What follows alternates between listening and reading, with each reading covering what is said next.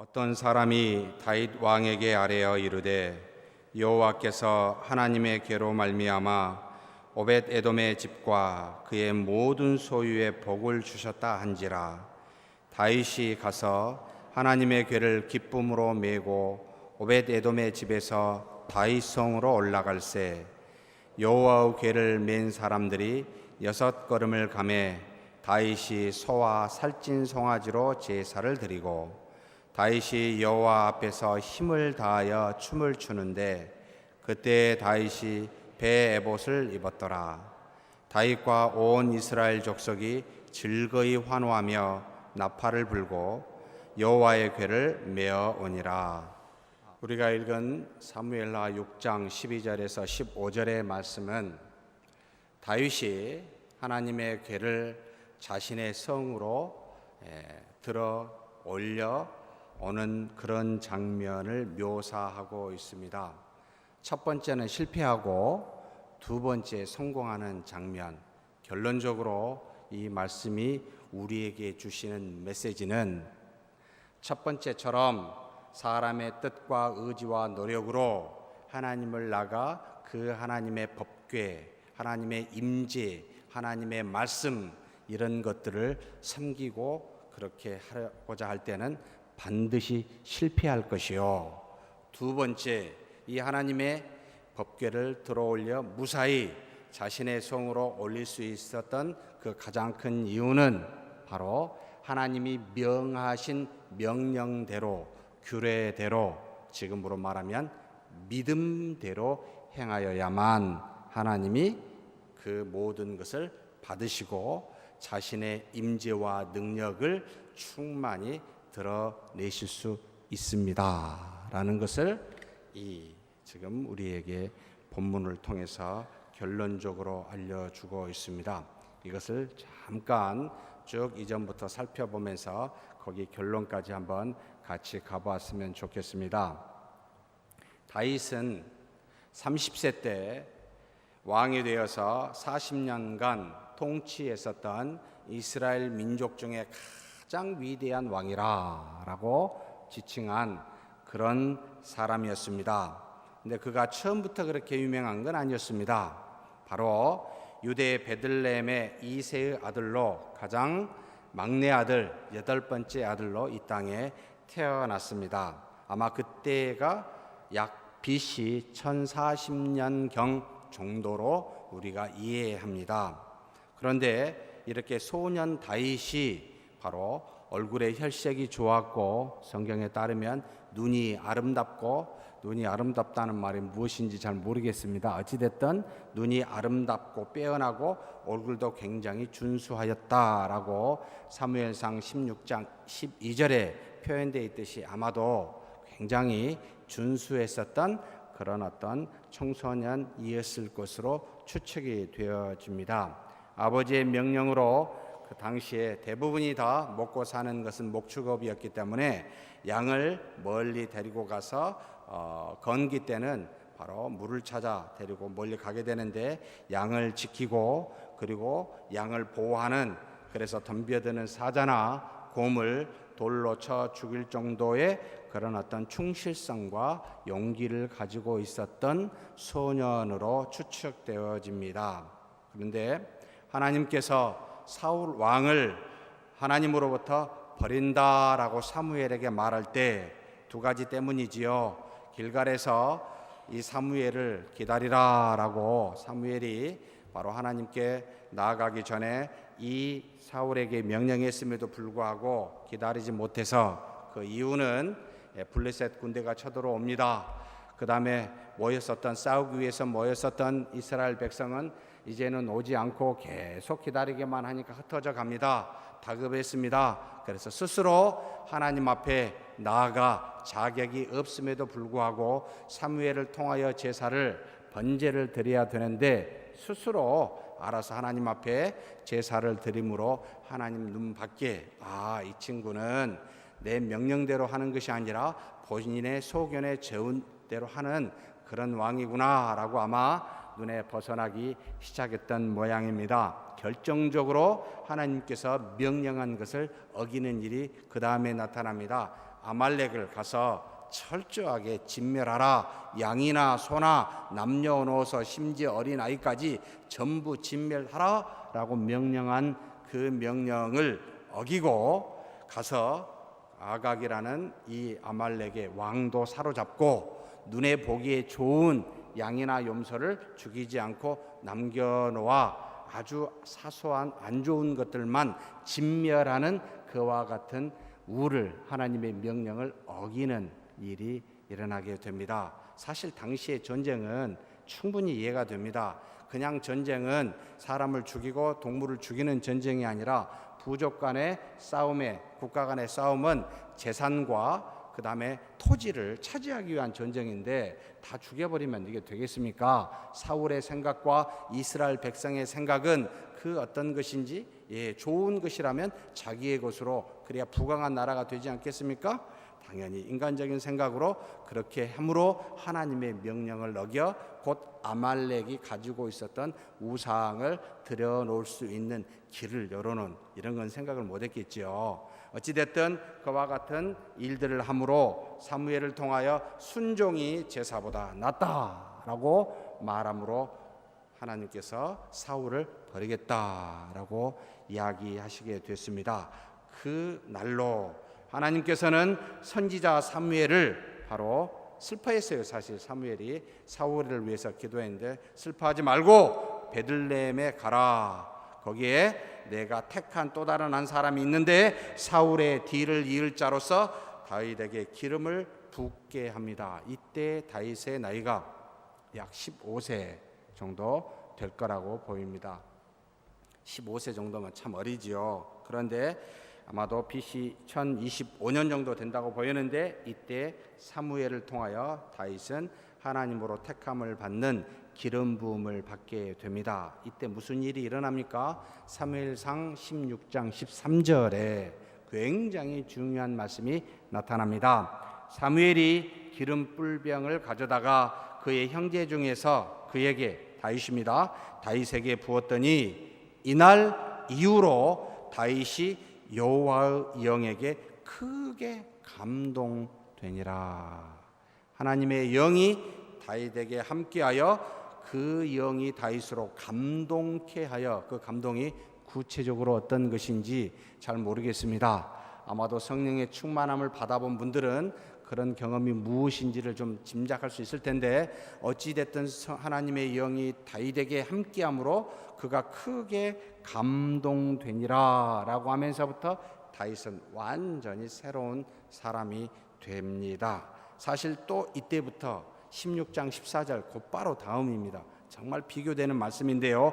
여호와의 영이 사울에게서 떠나고 여호와께서 부리시는 악령이 그를 번뇌하게 한지라. 하나님이 다윗을 택하여 영을 주고 사울에게서 하나님의 영이 다시 떠나 버렸다라는 이야기를 통하여 하나님의 역사가 어떻게 이루어지는지를 우리에게 보여주고 있습니다. 사랑하는 성도 여러분, 내가 일을 하고 싶습니다 라고 해서 오케이, 내가 너에게 일을 주마, 저 하기 싫어요, 안 하겠어요, 그래 그럼 하지 마라 라고 하신 것이 아니라 우리의 의지와 상관없이 하나님이 택하여 영을 부어주심으로 당신이 계획하신 일을 이 땅에서 이루어 가십니다. 정말 놀라우신 분입니다. 우리의 의지를 넘어서 우리를 사용하시는 하나님임을 보게 됩니다. 그런데 하나님의 부으심을 받은 택함을 받은 자라 할지라도 하나님의 말씀을 따라 순종치 아니하면 하나님의 영이 떠날 수도 있더라. 과거에는, 구약 시대에는. 지금은 떠날 수 있을까요? 없을까요? 여기 계신 분들 중에 새벽 기도를 열심히 참여하신 분들은 분명히 들어 아시라고 보이는데 절대로 떠나실 수가 없더라. 로마서 8장의 약속 때문입니다. 우리에게 한 번 오심으로, 인치심으로 절대로 떠나지 아니하는 하나님의 사랑에서 하늘 위나 땅에 있는 그 무엇으로도 떠나지 아니하시는 끊을 수 없는 사랑을 우리에게 허락하사 지금의 시대를 무슨 시대라? 은혜의 시대라, 성령의 시대라. 우리가 잘못하면 돌이키게 하시지 떠나시지는 않습니다. 어찌되었든 하나님께서 불행하게도 사울에게는 떠나고 이 다윗에게는 함께함으로 감동하여 하나님의 일을 이루게 됩니다.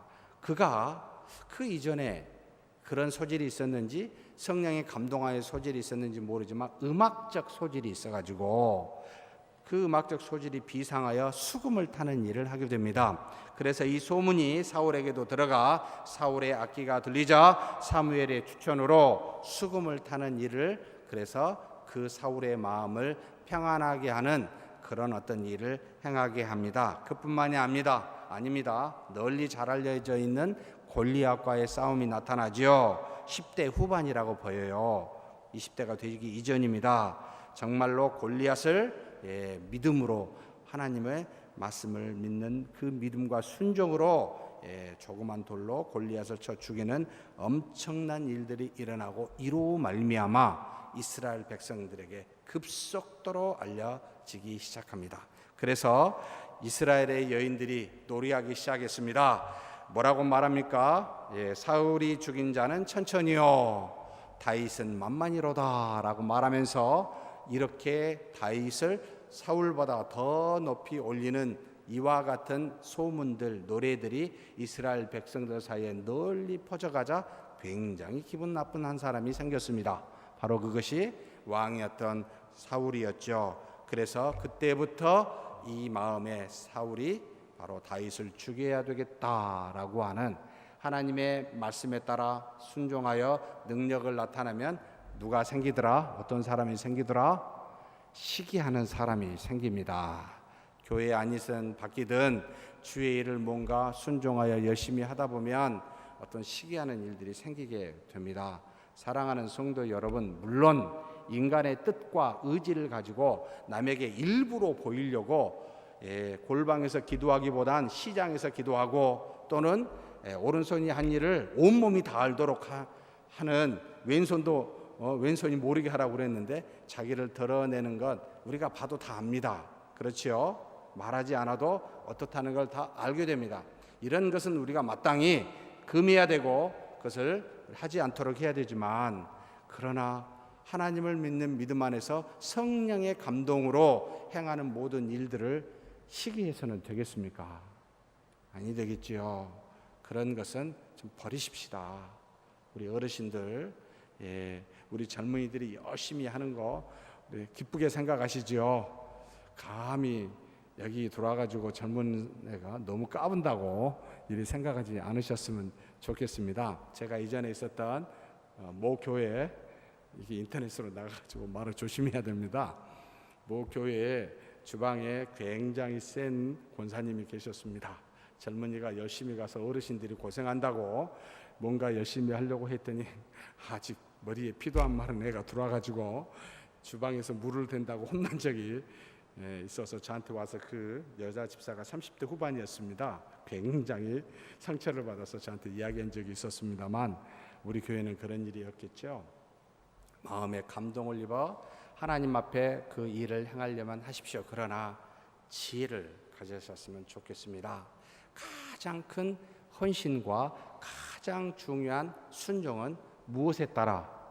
내 뜻에 따라가 아니라 하나님의 뜻에 따라, 말씀에 따라 내 안에 감동됨을 가만히 살펴보셔야 됩니다. 성령은 나한테만 계시는 것이 아니라 모두에게 계시기 때문에 전부 다 합력하여 선을 이루시고 몸된 교회를 아름답게 하시는 지혜를 갖고 계십니다. 그래서 마음에 주시는 감동이 무엇인지를 여러분 기도하시면서 살피셔야지, 그냥 생각난 대로, 물론 머리하고 입이 붙어 있어도 심각한 문제가 돼요. 거의 생각 없이 나오는 말들을 하신 분이 계시는데, 머리하고 가슴이 붙어도 굉장히 조심해야 됩니다. 좀 떨어뜨려 놓으셔요. 그 상당히 떨어뜨리는 기간 동안에 계속 생각해 보시면서 기도하셔야 돼요. 과연 하나님, 이 생각이 바른 것입니까? 하나님이 바라시고 기뻐하시는 겁니까? 라고 반드시 물어보십시오. 그래서 우리가 날마다 하나님 앞에 기도하는 것 아니겠습니까? 혹 내 생각인지 모르니까 하나님의 뜻이 무엇인지 정확하게 알기 위해서 자꾸 물어봐야 됩니다. 그런데 생각난 대로 바로 말하거나 생각난 대로 바로 실천하면 실수하게 되어 있습니다. 그러니 그러지 마십시오. 어찌되었든 이와 같이 사울의 미움을 받아서 10년이 넘게 다윗은 그때부터 도망자의 생활을 하게 됩니다.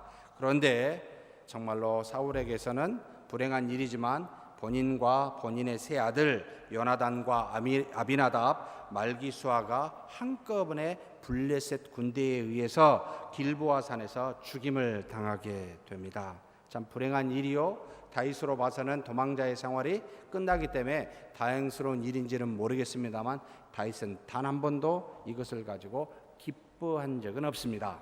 그래서 오히려 이 길앗 야베스 사람들이 바로 사울과 그 아들들을 장사하였다는 소식을 듣고 다윗이 이 길앗 야베스 사람들을 더 대우하고 칭찬했던 기록들이 나타납니다. 그런데 성경을 읽다 보면 도대체 왜 길앗 야베스 사람들이 바로 이 사울과 그 아들들을 장사 지냈을까라고 의문이 들죠. 이것은 성경에 쭉 앞쪽을 살펴봐야 되는데 하나님께서 사사기에 나타납니다. 레위 사람의 한 첩을 데려다가 도망간 것을 데리고 가는 중에 그가 바로 기브아라고 하는 곳에 머물러 있었을 때 이게 베냐민 지파의 한 성인데 거기에서 이 첩을 능욕하고 죽게 되는 일들이 일어나자 이 레위 사람이 그 자신의 첩을 좀 잔인한 이야기입니다만 잘라서 이 12지파에게 보내게 됩니다. 이 죄악상을 알리기 위해서. 그래서 온 이스라엘 군대가 모아서 와가지고 이 바로 기브아 사람을 포함하여 이 베냐민 지파를 쓸어버립니다. 그래서 도망자 600명만 남겨놓고 이 베냐민 지파가 거의 없어지게 되는데 이것을 이스라엘 사람들이 후회를 해요. 너무 많이 죽였다고 한 지파를 멸족시킬까봐. 그래서 그들에게 결혼할 수 있도록 이 600명에게 장가를 주선하게 되는데 바로 이 장가를 주선하는 사람들이 누구냐면 길앗 야베스의 400명의 처녀를 데려다가 장가를 시킵니다. 왜 그쪽에요? 바로 이 베냐민 지파를 치려고 오는 모든 사람을 계수했는데 오지 않는 사람들이 바로 이 길앗 야베스 사람이었어요. 그래서 그곳에 가서 남자를 쳐 죽이고 처녀들을 400명을 베냐민 지파와 결혼을 시켰습니다. 다시 말하면 베냐민 사람과 길앗 야베스 사람은 무슨 관계입니까? 친족 관계입니다. 그러면 사울은 무슨 지파 사람입니까? 베냐민 지파 사람입니다. 그래서 자신들의 친족이니까 장사를 했을 것이다 라고 추측합니다. 추측이라는 건 성경에 안 나와 있고 제 머릿속에 나왔다는 뜻입니다. 그러니까 항상 구별을 하셔야 돼요. 제가 틀릴 수 있다는 뜻이기 때문에. 어찌됐든 이렇게 죽고 난 다음에 사울의 아들 중에 한 사람이 남았습니다. 바로 이스보셋이라는 아들이 남았는데 이 이스보셋이 바로 아브넬의 군대 장관에 의해서 2년 동안 바로 이스라엘 왕이 사울 왕 이후로 갖게 됩니다. 물론 다윗은 그 이전에 30세가 되어 헤브론에서 유다 지방의 수도이기도 합니다. 이곳에서 유다 지파의 왕이 되고 그 다음에 요압의 자신의 군대 장관이었는데 이렇게 진행을 해가다가 바로 요압에 의해서 아브넬이 죽자 두 종에 의해서 이스보셋이 죽임을 당하고 그 머리를 가져다가 다윗에게 바치니 이제는 사울의 모든 족속이 그 왕족이 멸족을 당하게 되고 이제는 이스라엘의 모든 지파와 장로들이 나와 다윗이여 우리의 왕이 되게 해주십시오. 그래서 다윗에게 기름을 붓고 이스라엘 왕을 삼는 일이 일어나게 됩니다. 그래서 그 뒤로 약 33년을 통치하게 됩니다. 그래서 70세까지 다윗이 이스라엘의 왕이 됩니다. 자, 이때부터 통일이 된 이스라엘 왕이 된 이 다윗이 세 가지 일을 하게 됩니다. 굉장히 중요한 부분이죠. 첫 번째로 그는 이 헤브론에서 자신의 성을 옮기게 됩니다. 이스라엘 왕으로서 어디가 적당할까? 바로 시온산이었습니다.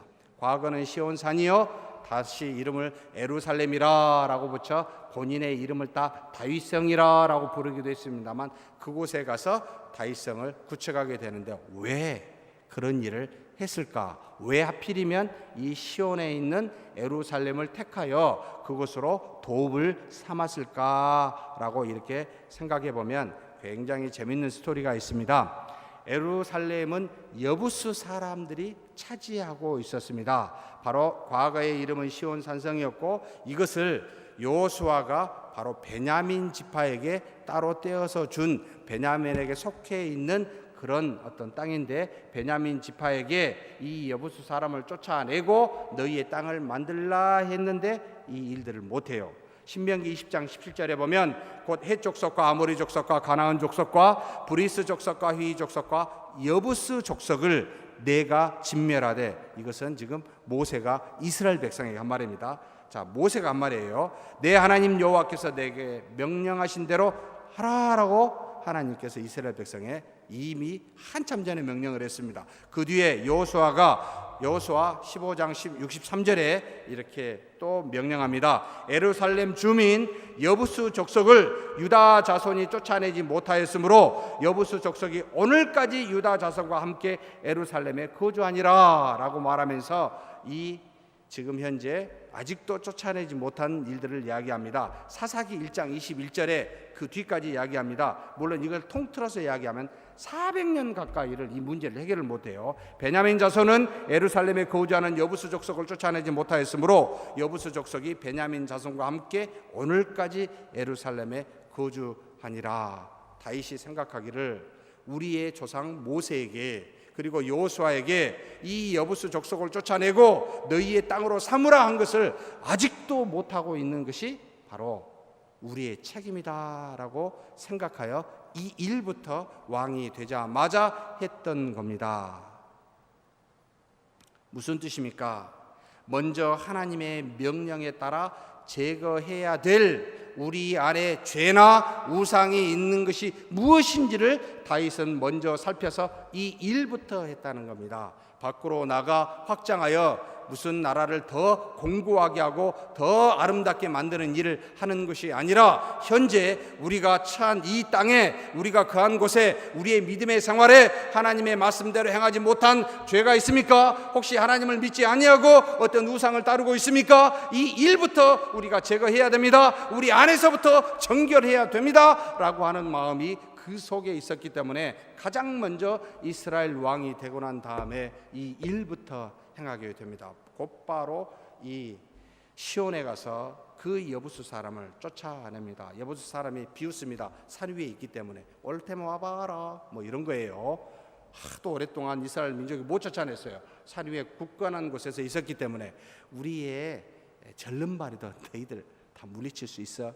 그래서 다윗이 뭐라고 합니까? 내 눈에 절름발이 보이는 것을 다 죽여버리라고. 절름발이를 미워해가지고 그 정도로 여부스 족속을 완전히 쳐서 없애서 하나님의 뜻을 400년 뒤에 성취시켜 왕으로서 시작을 출발하게 됩니다. 사랑하는 성도 여러분, 서문교회가 든든하게 우리 교회가 서기 위해서는 첫 번째 해야 될 일이 우리의 죄, 우리가 하나님 대신에 믿고 있는 신념으로 갖고 있는 그 무엇을 먼저 제거해야 합니다. 이것이 지금 우리에게 가르쳐준 교훈입니다.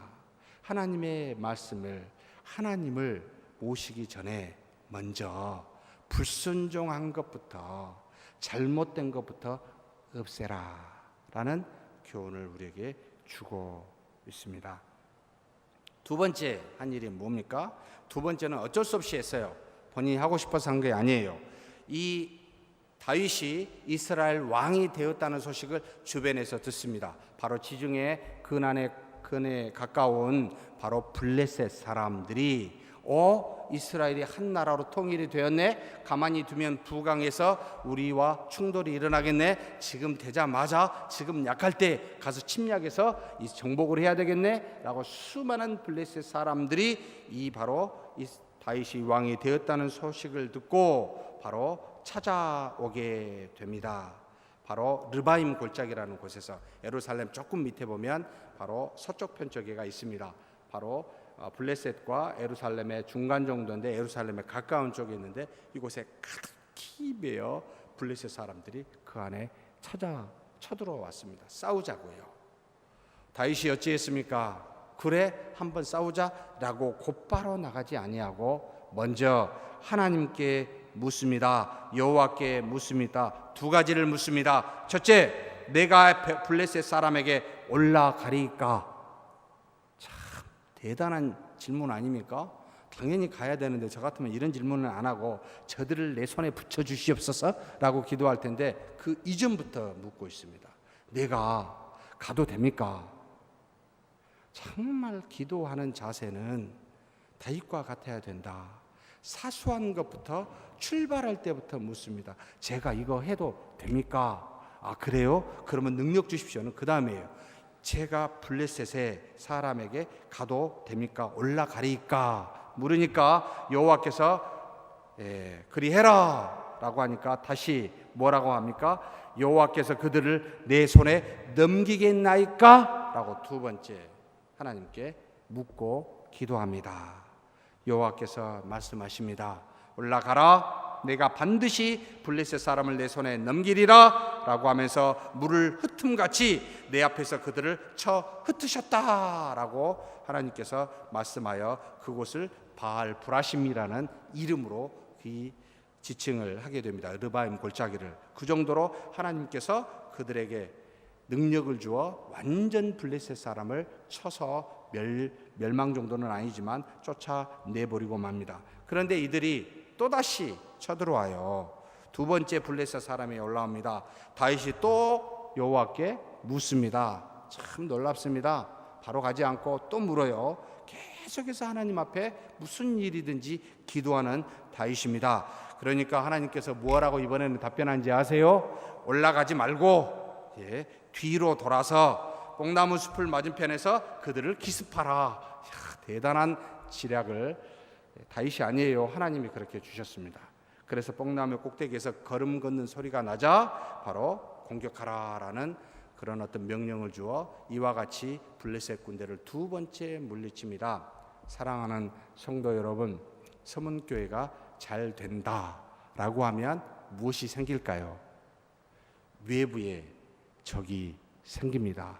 믿지 않는 사람들의 공격이 반드시 적어도 두 번은 오게 된다는 것 기억하셔야 됩니다. 별로 지금 없어가지고 제가 걱정이 됩니다. 빨리 좀 와야 될 텐데 어떤 비난을 할지 모르겠습니다. 소문교회를 향하여 어떤 식으로 공격할지 모르지만 그럴 때는 우리가 어찌 해야 됩니까? 다윗처럼 기도하십시다. 어찌 해야 되는지 물어야 됩니다. 반드시 믿지 않는 사람들은 세상은 우리를 그대로 잘 되기를 내버려 두지 않습니다. 무언가로 오게 될 겁니다. 제가 분명히 말씀드렸습니다. 그러니 놀라지 마십시다.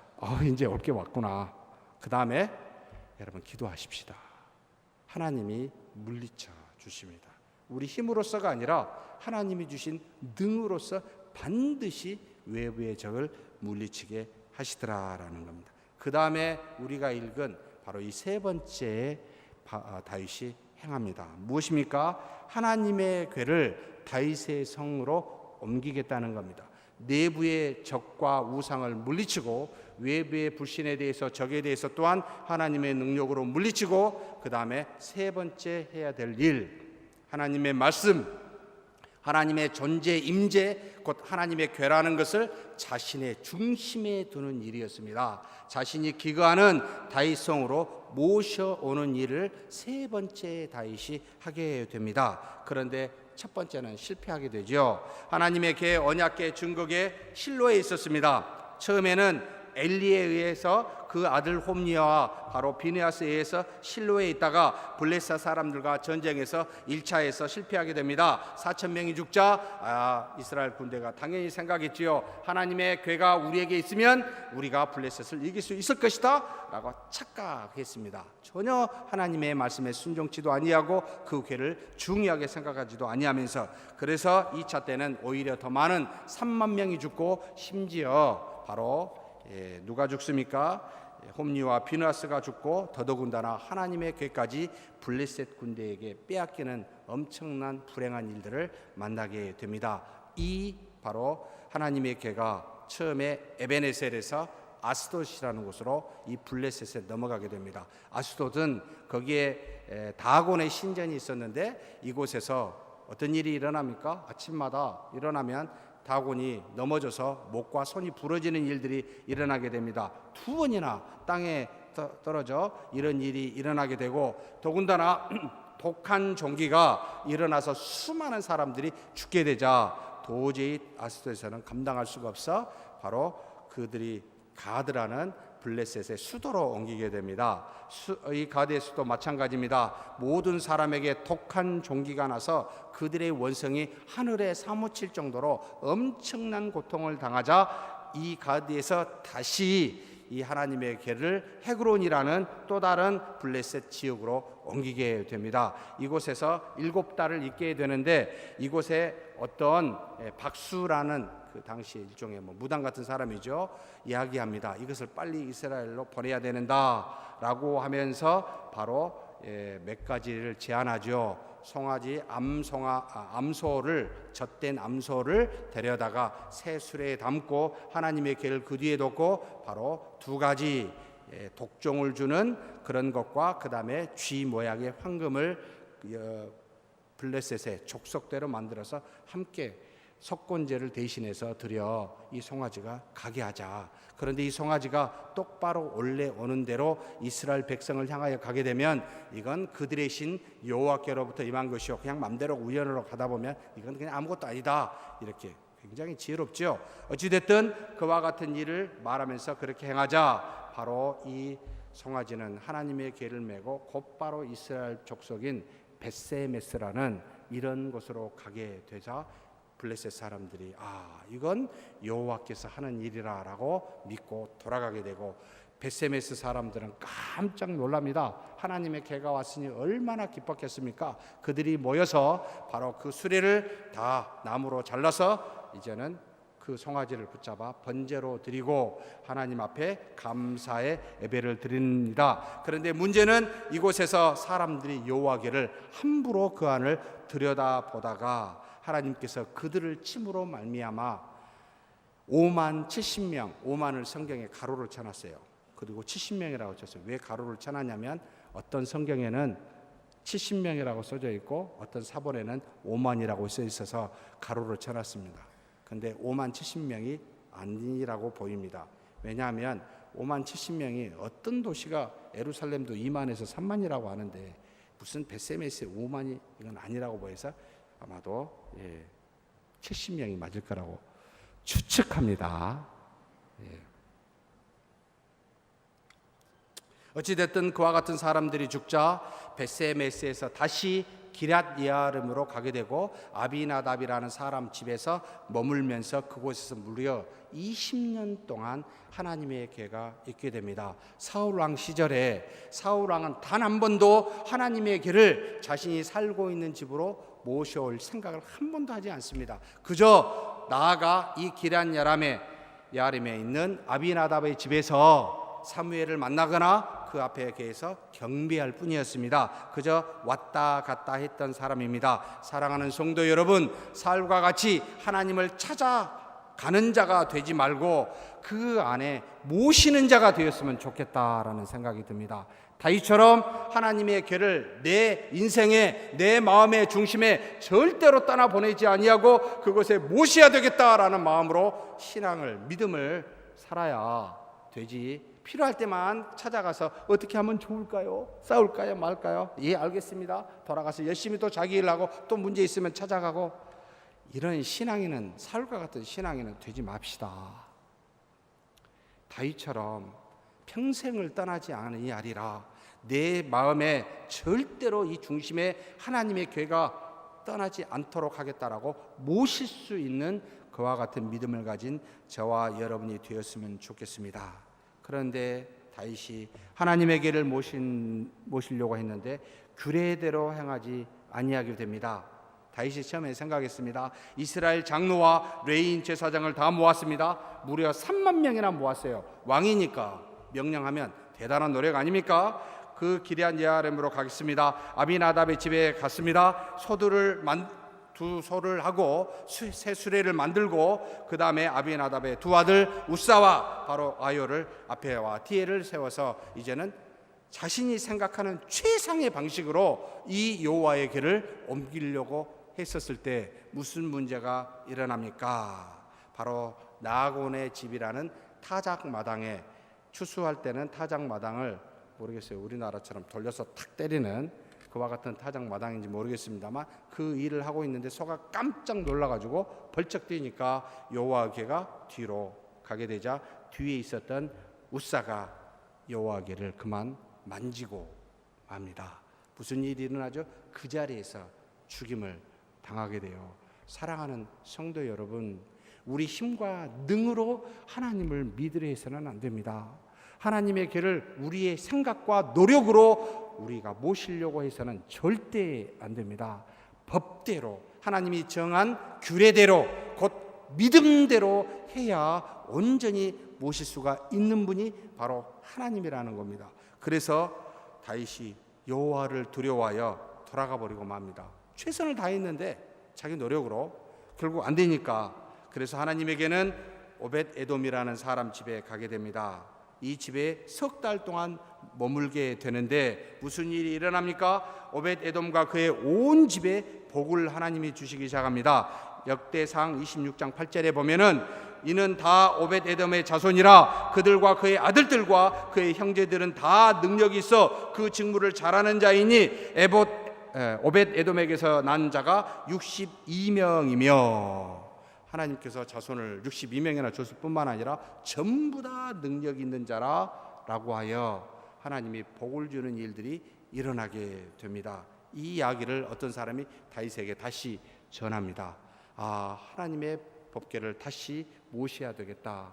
하나님의 법궤에 하나님의 은혜와 능력이 있음을 다윗이 알기에 그는 다시 시도하게 됩니다. 그것이 바로 우리가 읽은 본문입니다. 그런데 다윗이 다시 규례대로 민수기 4장에 쓰여져 있는 말씀대로 여호와의 궤를 가져오게 되는데 바로 제사장들과 레위 사람들이 이 궤를 매게 합니다. 민수기 4장 15절에서 20절에 보면은 아론과 그 아들들은 칸 막는 휘장을 걷어 증거궤를 덮고 그 위에 해달의 가죽으로 덮고 다시 그 위에 순청색 보자기를 덮어 채를 만들고 레위인들 중에 고앗 자손이 이것을 어깨에 매도록 하라라는 명령이 있습니다. 이 명령 그대로 행하게 됩니다. 드디어 자신의 뜻대로가 아니라 하나님의 규례대로 명령대로 하나님의 궤를 운반하기 시작합니다. 거기다가 플러스 3가지를 더했어요. 정말로 놀라운 믿음의 모습인데, 첫째는 6걸음 갈 때 뭐요? 다윗이 소와 송아지로 속죄제 또는 번제를 하나님 앞에 드림으로, 다시 말하면 자신이 하나님 앞에 죄와 헌신을 약속하면서 그 법궤를 모시고 바로 다윗성으로 가게 됩니다. 두 번째 뭐요?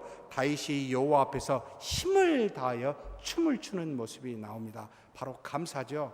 그냥 감사가 아니라 여러분 가만히 읽어보면 힘을 다하여 춤을 춥니다.